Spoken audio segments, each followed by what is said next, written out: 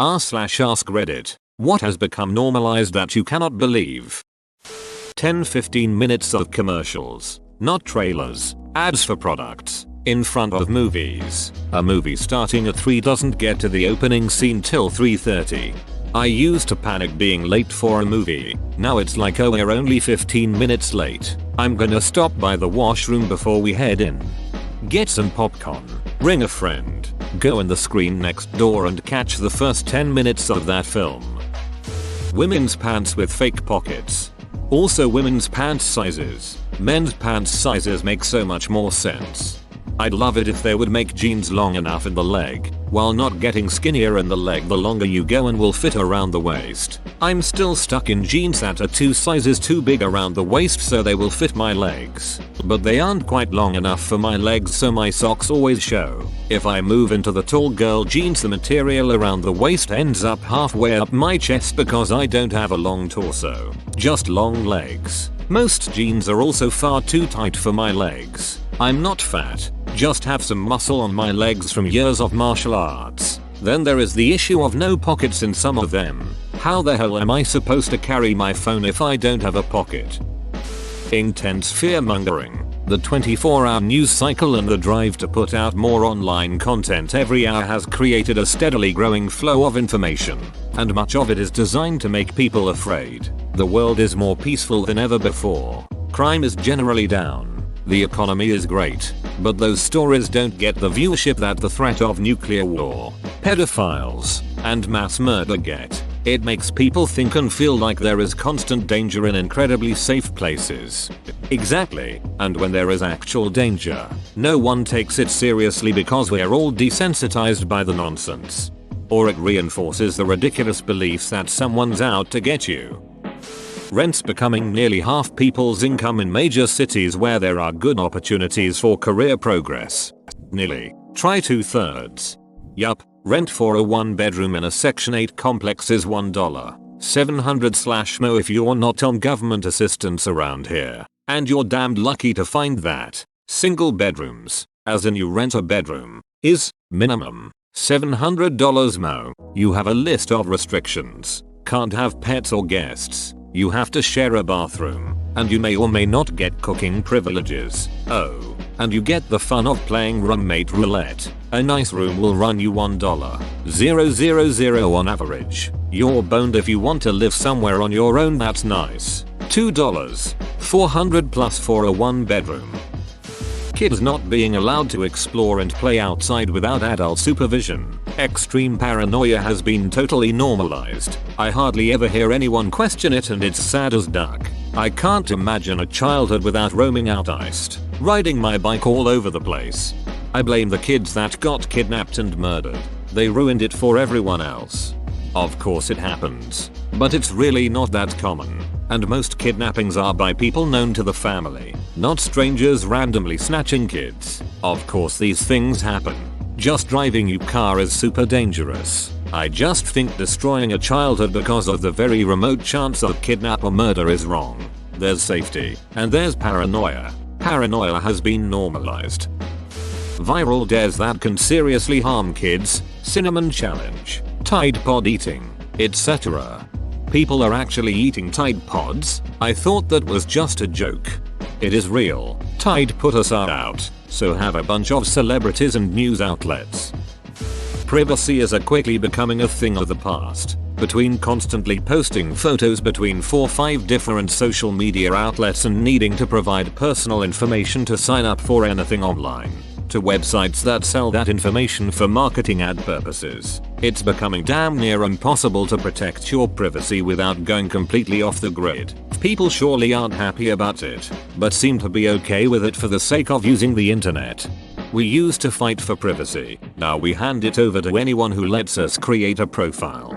Yes, this. I rarely post anything personal online, and when I do it's on Reddit where I am anonymous. I protect my privacy as often as possible. In fact, I often lie about who I am and what I do on here just so that nobody can figure out who I am. I have an email that I made simply for signing up for things, and it's set under a fake name. I'm paranoid as hell that I'm being tracked, so I bought a gunner that sends my IP though to different locations. I like my privacy. microtransactions in AAA titles. I don't even like them in mobile games. But nickel and diming me for a $60 game is unacceptable.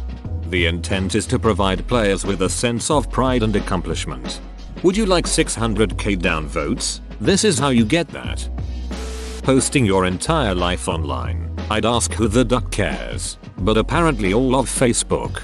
This terrifies me. People post their workplace, pictures of their homes, pictures of their children, pictures of their children's school, their relatives, people they know, and even check into where they are currently. I'm afraid that my post history here shows my workplace and hometown, and people are going out of their way to make it public and not anonymous. People are going out of their way to make it public and not anonymous. As one bright spark, Keith Jensen, put it, what Orwell failed to predict is that we'd buy the cameras ourselves, and that our biggest fear would be that nobody was watching. Forgetting. Instead of holding elected officials accountable for their actions, everyone just seems to move on to the newest scandal and forgets about the last one. The sheer volume and business-oriented presentation of news media is obviously to blame here, but so are each and every person who chooses to forget. The shit that some people get away with these days just because of a newsworthy distraction leaves me angry and dumbstruck. Being offended when someone challenges your opinion or has a different viewpoint. Disagreeing with you doesn't make the other person an a-hole. Looking at you, Aunt Cheryl. Doesn't that depend on what the opinion is though? I mean, you like pineapple on pizza. Sure, we can agree to disagree. You think all gay people should be exterminated? That goes beyond just being a different viewpoint to me. I think you could go further and say that there is a discernible difference between a preference. I love pineapple on pizza but Aunt Cheryl hates it. Semicolon. An opinion. I believe all guns should be affected by gun control laws but Aunt Cheryl thinks it should only apply to assault weapons. Semicolon. And values. LGBT people have existed for millennia and deserve to exist and be treated as human beings but Aunt Cheryl, a product of a different time, has completely failed to learn literally anything from the last dozen or so civil rights movement. Still believes gays should be castrated.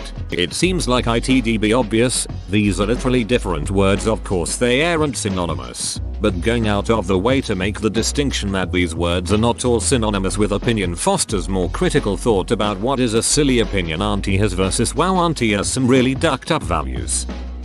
Playing with your phone when out with others. I have argued this repeatedly on here and I just have to understand that there is a population that I would never be friends with. You check it a couple times. No big deal. If you are there talking to others and playing on social media, why the hell did you even meet with me? Either talk to the person you are with or stay home and dong around online. That person met with you. Why pay attention to others who didn't? Tagging your social media posts with your location, especially on platforms like Instagram. Maybe I am old-fashioned, but literally broadcasting where you are seems really unsafe to me, and I dunno. I'd rather not have everybody know what I am doing at an exact moment in time. The only time I turn location on for anything is if I need GPS, and once I am done that shit goes right off. Location on posts is somewhat fine, but Snapchat Maps crosses a line for me. Google will let you see a map of everywhere you've been along with the stores you stopped at and how long you were there. I recently read that turning it off just turns off showing it to you. They still keep the data in the background for their purposes for reasons. At this point it wouldn't even surprise me if disabling location stuff on your phone just disables it for you and not for apps and places like Google and Apple. The outright rejection of facts. Fake news. This is why I try to tell people that it matters when politicians tell stupid lies. Things that are easily verified. I never met that person. When there's video of it, I never tweeted that. Even if you've deleted it, there are archived copies. Even if that particular fact isn't important. Doing this constantly and expecting people to follow you leads to a place where a statement source is more important than its credibility. To be on one side, you must accept everything they say. We're absolutely seeing this happen. Where is it true? Is not even the question people are asking. And even if it's demonstrably untrue, they'll choose to believe their ideological leaders instead of facts. It's scary stuff. Wife went to a town hall meeting where a state rep was taking questions. She asked him a question about a quote of his and he stated, "I never said that." Good thing she was prepared and had the article on her phone and quoted it back to him. Little bit of a cheeky answer, but I think in the future people will look back at the past 100 plus years of driving and think we were out of our minds. So you all drove yourselves? Yes. Were there accidents? All the time. Especially when people drove drunk. People drove drunk. MMMHM. So people died? Lots of people died. Think about the billions of dollars we spend on defending against terrorism every year, and then when you tell people 50,000 Americans die every single year on our roads, they go, yeah, sounds about right. For the US that is a Vietnam every ducking year, and everyone is just kinda okay with that. Pretty good indicator that we as a people really suck at stats. It shocked me when I found out smoking kills 480,000 Americans a year. That's a World War II every year, plus a Vietnam, and no one pays that much attention beyond yeah, I should probably quit. Puff puff. Bad brain dead programming on previously educational channels. The History Channel, TLC, Animal Planet, ECT, edit. Since it appears that this is still getting traction, I would like to add in DIY and HGTV, also known as the I Bet You Didn't Expect Another Show About House Flipping channels. Tonight on the Discovery Channel, top 10 most extreme Nazi ghost aliens. Texting and driving. My favorite is watching people do it as they pass police and the police do nothing because they're too busy on their laptops. What a time to be alive. The standing ovation has become considered standard. I remember going to a play where this actor was badly cast. He had the same last name as the casting director, so obvious why he got it. It was painful to watch, and at the end my mum glared at me when I refused to stand. Like, I'm sorry. Gran told me the standing ovation is for exceptional performance, not whatever you want to call that. It seems it's basically more of a courtesy thing now.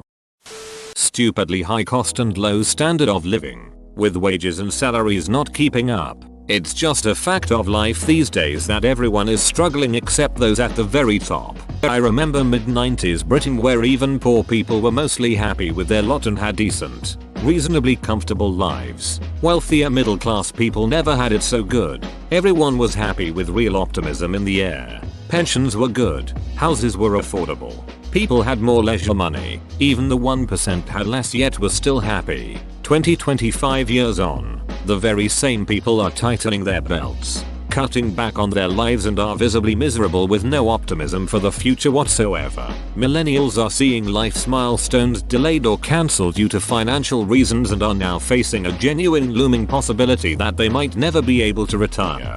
Here in the US we have low unemployment but huge underemployment. Gone are the days when you could support a family of 4 on a blue collar salary. My family gets by with me working a white collar skilled job and my wife working part-time in a pink collar job. Without my parents we would probably never be able to vacation, and while we are able to save, there is always something around the bend ready to kick us back down to zero. And people wonder why rates of anxiety and depression among teens, young adults are skyrocketing.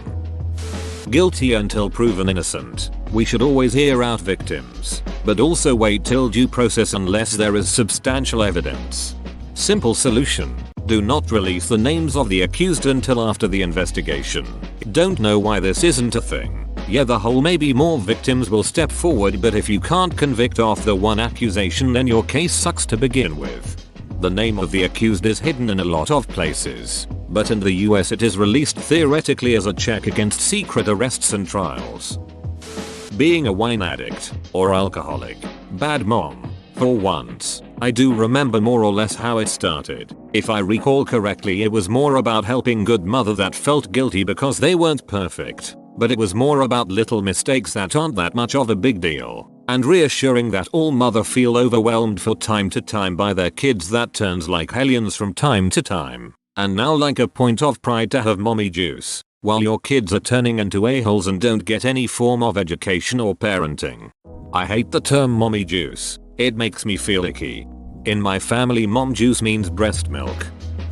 People being able to shame others just for shits and giggles. The fact that someone can just take a video or photo of a person and post it all over social media without them even knowing genuinely scares me.